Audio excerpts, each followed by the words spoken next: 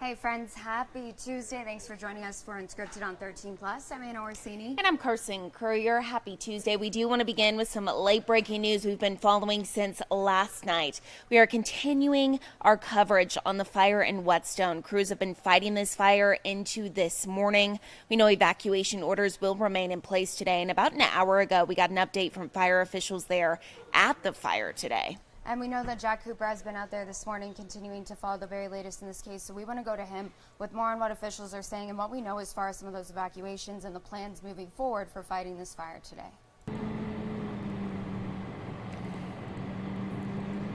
Carson and Anna, the latest that we learned is that the fire is about 20 acres. That's a rough estimate of how big it is. It's also 20% contained. We also learned that overnight 3 structures were lost and 2 people were injured in all of this. One of them was actually flown out of here by helicopter and treated for burns. The other one was treated here for smoke inhalation. Now, this is kind of what the scene that we've been seeing all morning are firefighters coming up here, getting more water, taking a quick break before they actually head back down to where they are fighting the fire. And I'm going to kind of give you an idea of things that they are concerned about and also where the fire really is. It's hard to kind of see with the lighting, but out in the distance, it kind of gives you an idea. Those are cottonwoods. Those are the really bright, tall, bright green, tall trees, and they catch on fire really easily. That was some of the flames that we saw last night went up the trees and they spread around, and that's why the fire was able to spread so quickly. And then also some wind is what the fire crews are concerned about, as well as the wind has started to pick up a bit. But I want to show you the video from last night to give you an idea of just how large this fire actually was. A lot of flames, a lot of smoke. We haven't seen that this morning.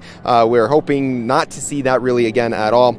And just to give you an idea of what it actually looked like, that's what you see on your screen right there. Now, the fire did start about 6 o'clock last night. It started as a structure fire, then spread out to all the surrounding areas, and it's in a riverbed, a dried up riverbed, and that's why it was able to spread pretty easily. There's also old railroad tracks over there, so if you kind of know the area, that's where it is, and we still do see a little bit of smoke this morning. We're also told that there were things that were detonating at the time of the fire as well.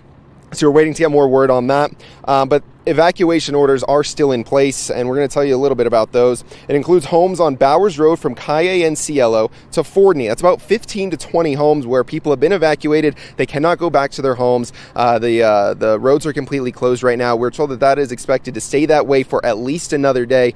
Could be longer, but we just don't know. We'll get an update later today to let you know. There's also a lot of areas that are in the set to be ready to evacuate status. That means that they need to have a bag ready, and you need to know where your loved ones are in case in the blink of an eye they can really ask you to evacuate, so you need to be ready for that as well. That's really the whole surrounding area, just in case the winds really do start to pick up and start to spread the fire.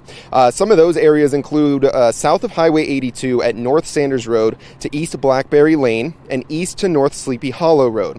Now, crews did just change over about an hour ago, and there are a lot more crews here now than were here last night. Places like Douglas and Fort Huachuca, as far as Tucson even. BLM, the Bureau of Land Management, and the Department of Forestry and Fire Management are also here.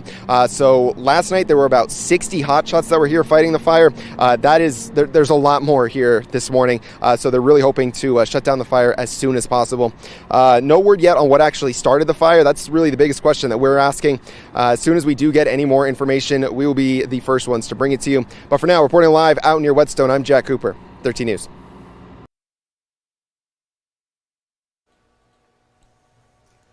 All right, Jack, thank you very much. Of course, this fire is one that we're going to continue to keep an eye on today.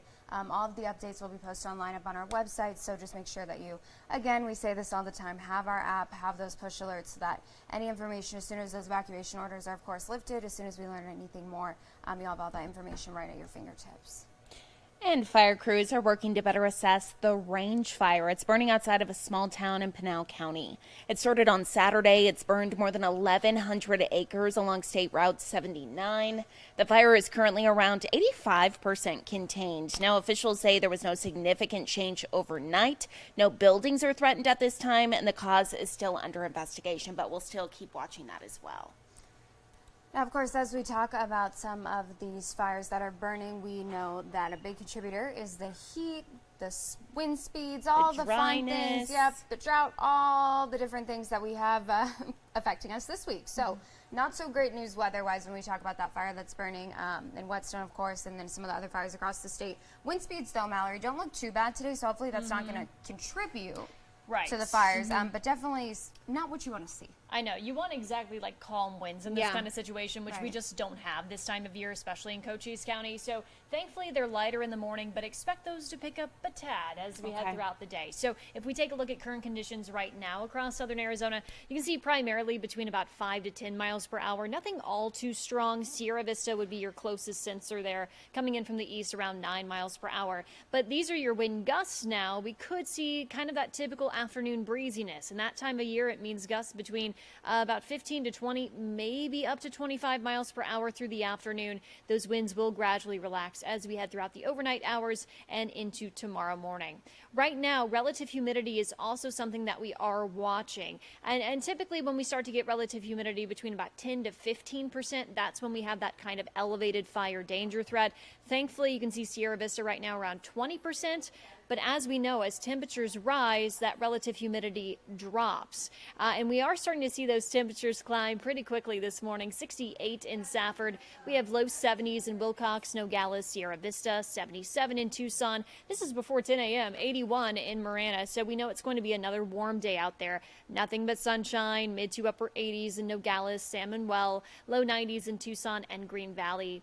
And today in Cochise County, low 80s in Bisbee, mid 80s for Wilcox, Sierra Vista, and Douglas. On top of everything, as we know this time of year, that sun is very strong. It's at a 10 today for the UV index. That is considered very high, means you can get a sunburn in 15 minutes or less. So just make sure you have plenty of sunscreen, lots of water on hand. We also have to watch the air quality forecast this time of year. It's typically around the moderate range because of ozone, because of all that dust that we do get as we dry things out. So just the groups that are unusually sensitive to ozone should reduce those outdoor activities today. Your forecast highs for the rest of the week, we do start to decrease, so that's some good news. 80s Thursday and Friday, 70s on Saturday, but expect breezier conditions Thursday and Friday as well as we cool things off this week. So your 7-day forecast here. Sunny skies, 93 today. More high clouds around Wednesday with a high of 90. There's those 80s making a comeback for at least a few days Thursday and Friday. Coolest day will be Saturday with a high of 78. Maybe a shower off to the north. Most of us stay dry. You'll obviously want to enjoy that because we are going to heat things right back up. 84 Sunday. There's those 90s again by Monday. Oh, goodness. So just a brief little cool down. At least it's on the weekend. Yeah. Yes, so really timing out for, I plan to spend basically all of Saturday, probably all of Sunday outside if I can, because we don't know when we'll get those 70s back for sure. Yeah, Exactly. could be a long time.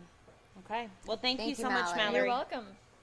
Turning now to some big national news that we've been following over the past few days, even into last week or starting last week. We want to turn now to the criminal trial for former President Donald Trump. It's resuming today. This comes after opening statements and the first witness took the stand in the historic case.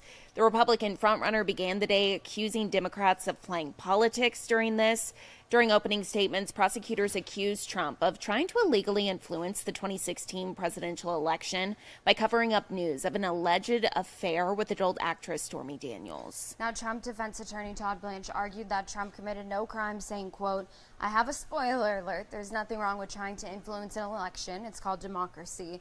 Now, yesterday's only witness was David Pecker, who is was a former publisher of the National Enquirer, who prosecutors say was involved in this scheme. Prosecutors say in 2015, Pecker met with Trump and his former fixer Michael Cohen and agreed to help Trump's campaign identify some of the negative stories about him.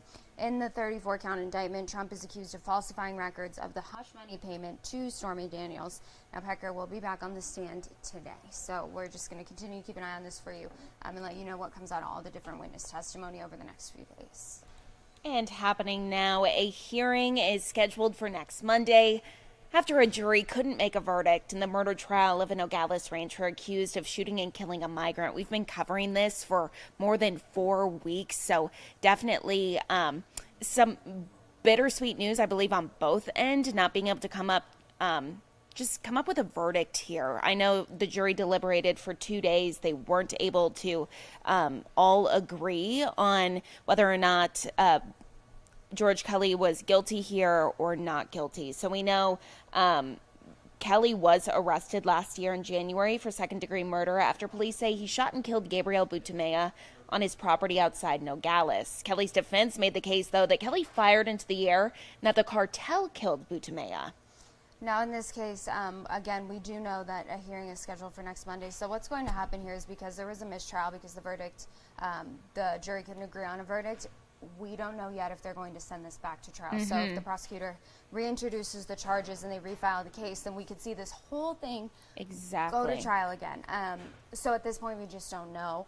We did have some sound from George Kelly this morning that we aired afterwards. And, I mean, he seemed kind of relieved, obviously, to at least have another, I guess, chance at another trial, and potentially not a trial at all. I mean, if they declare mistrial and they decide not to, file those charges against him, then it's done for him. So a lot of time and effort, money too, invested into 4 weeks, and just for the jury to not be able to come up with a verdict. Yeah, I'm sure it's discouraging to all of the prosecutors in this case, the judge, everybody who's involved. So obviously a big story, something that we'll continue watching for you, and let you know, of course, what comes out of that hearing next week. Well, something else that we've talked about a lot this year specifically, and last year, is some of the, it seems, random attacks against women near the U of A campus. We know that there's been attempted abductions, sexual assaults, and we now know as well that a woman says that she was sexually assaulted by a man who she believed was her rideshare driver over the weekend. He drove her to her home and then sexually assaulted her in the car. She was able to get out of the vehicle and get to a safe location, but obviously this is another incident, one of many, that has female students at the U of A campus very concerned about their own well-being and their own safety. Absolutely. So a lot of tips, especially when it comes to ride shares, that the UAPD is trying to make aware. One of those being to always check the license plate of a vehicle before getting in the car. Never say your own name when you're approaching a rideshare like an Uber or a Lyft. Wait for them to say, "I'm here to pick up blank," and then that's your rideshare driver. A lot of times when women or men say, "Is this ride here for," let's say if it was me, I'd say, "Is this ride here for Carson?" Then they know your name. So definitely something you want to avoid here. But as Anna was mentioning, just a lot of sexual assaults as well as attempted abductions on the U of A campus, causing a lot of students, especially the women there, to just be uneasy. We spoke with one woman this morning who said she's now carrying pepper spray where she never used to do that. And a lot of women are saying they're changing their daily routines. Yeah, so if we look back on kind of the pattern here, so no suspects have been identified from the previous incidents or this one. On December 8th and 9th, a man tried to abduct 2 different women near the campus. Then December 11th, the man matching the same description of that suspect from the earlier incidents attempted to abduct a 3rd woman. On January 30th, a woman says that she was raped by a man near campus. And then this incident that happened over the weekend. So anyone with information is asked to call UAPD. You can do that at 520-621-8273 or 88-CRIME. All this information, all these different incidents too as well up on our website right now if you would like more information. Also just tips to maybe pass along to a loved one if you have a loved one who is on a college campus, whether it's here or somewhere else.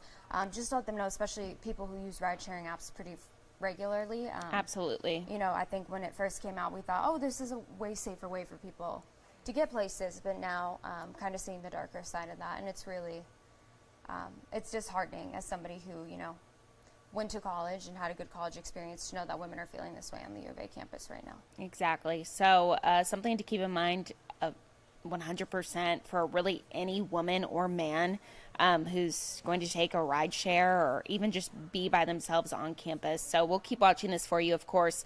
If we learn more or if any suspects have been charged here, we'll let you know both on air and online and on our mobile app.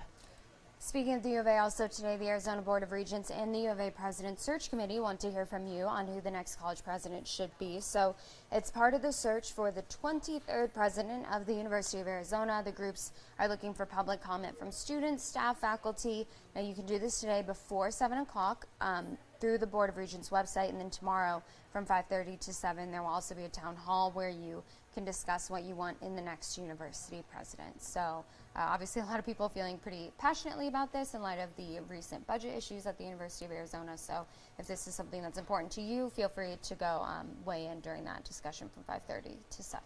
Absolutely. And speaking of the U of A, this is such a cool story. So, actually sat down with Camden Harridan. He's 18 years old, getting ready to graduate college in a few days. I mean, if you think about 18 years old, I was just graduating high school, getting ready to go to the University of Arizona. So, a huge accomplishment to him.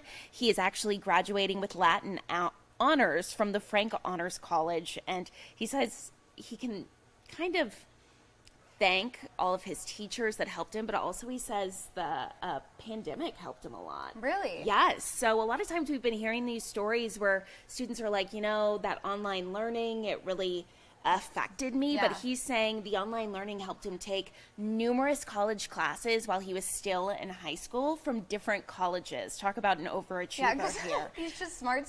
Exactly. He's like, what else can I add to my plate during the pandemic? Because it's not bad enough. Exactly. Good for him. And get this. So he's getting ready to go to Vanderbilt in the fall. So a big congratulations to Camden. But I actually sat down with him, talked a little bit more about his journey. He gives some advice to students who are thinking about going on this fast rate to graduation. Like, he has a college degree. He's 18 years old. Yeah.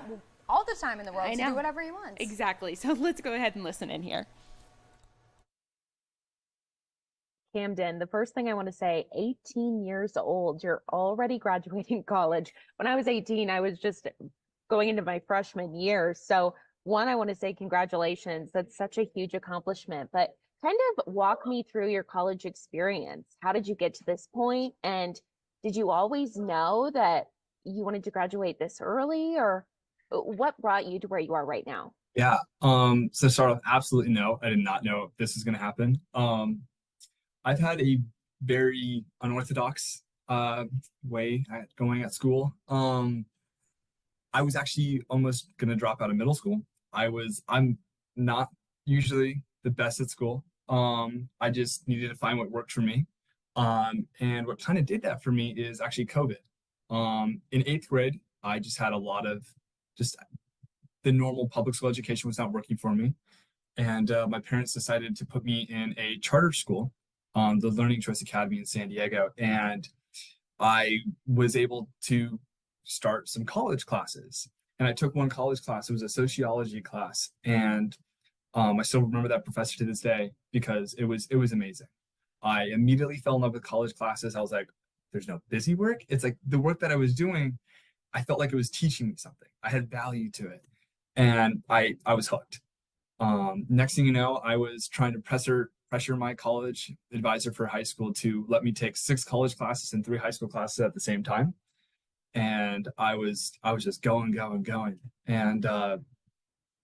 And so because of COVID, I was able to take the maximum amount of college credits a high school student could take in a bunch of different districts. And this was because instead of having to drive to the next college, I swapped my Zoom, right? So instead of, having to travel an hour to my next college, I could just hop on my next class. And so I did that for about 2 years of taking as many college classes as I could in high school. I got all my maths done, all my English, gen eds. And then next thing you know, my high school is like, you can't stay. It's like, what do you mean? They're like, you have already a semester over what you need to graduate. You got to go. So that was my junior year. I had to graduate. They kicked me out. And so then I'm like, okay, so what do I want to do? And over that time, I had a lot of health issues over 2020. I've had COVID more times than I can count.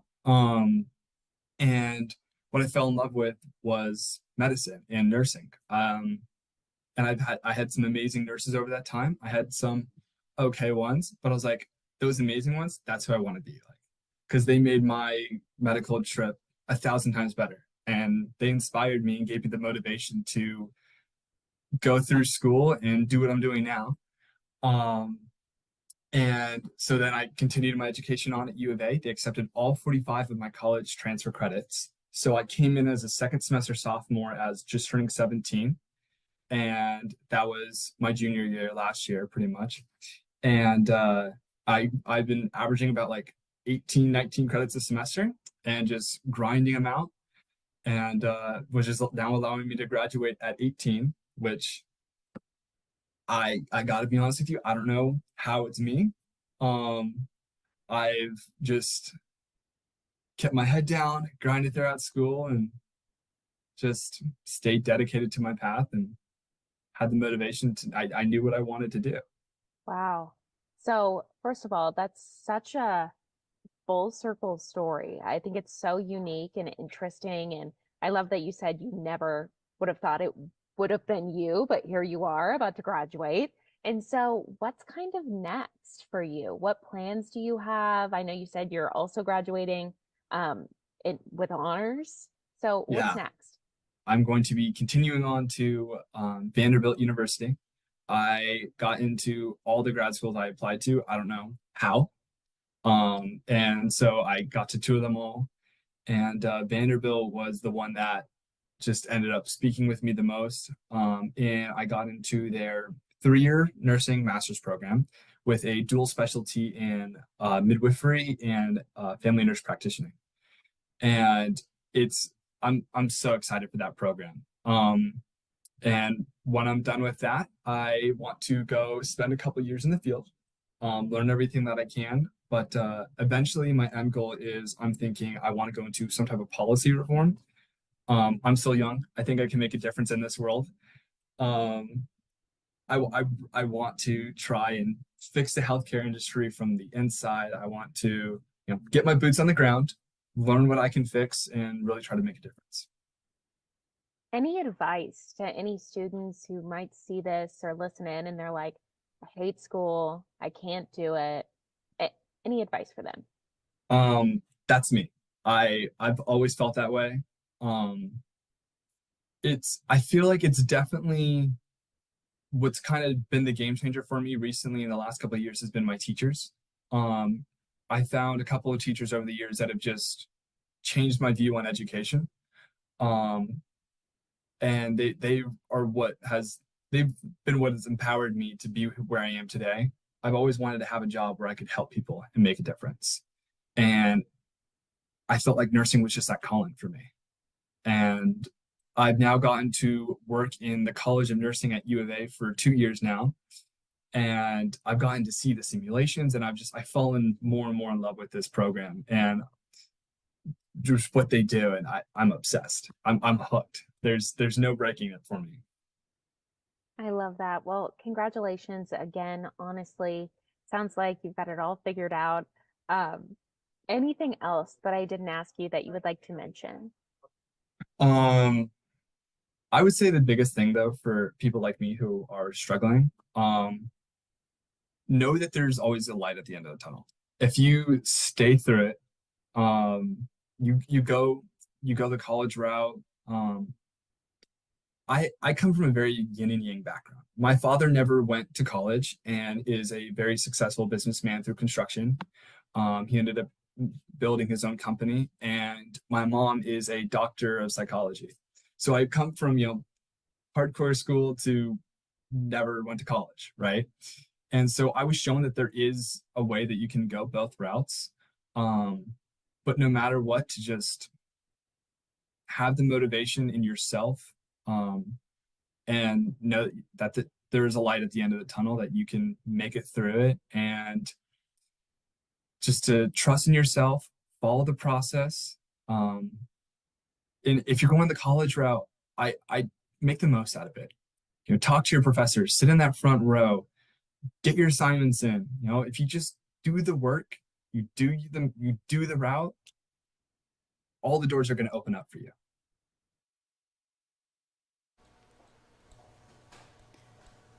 Well, I mean, I feel like we could sit and talk about that forever. But These congratulations, these kids Camden. these days make me feel like I wasn't doing a thing growing up. Like, I was just worried about, like what I was going to wear to homecoming.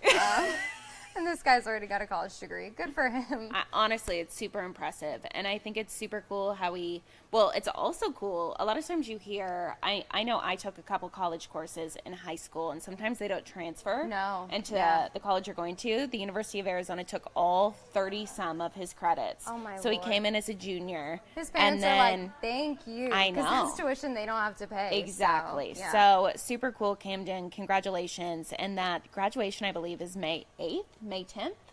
Something like that. Soon, So yeah. it's coming up soon. Enjoy your last days of college. Let me just say that. Yeah. Because it only goes downhill from there. The workforce is not nearly as fun as you think it's going to be, and electricity is expensive, and so is health insurance. So on that uplifting note, here's a live look outside. Looking at another warm day ahead of us. Some cool down on the way, but for right now, we're staying warm. So make sure that you are hydrated. I know we talked about it this morning. Liquid IV, all the electrolyte packets. Make sure that you have all those things. Sunglasses, sunscreen, because it's going to be warm out there today. But enjoy It really is, yeah. Because it could be worse. It could be worse. Could be in Buffalo, New York, freezing, so it's good here. Exactly, right? We'd rather be warm than cold. Absolutely. At least we would. And that's all that matters, right? Right? Okay. Well, thank you so much for watching Unscripted on 13 Plus. Tune in tomorrow morning at 9:30. Have a great day.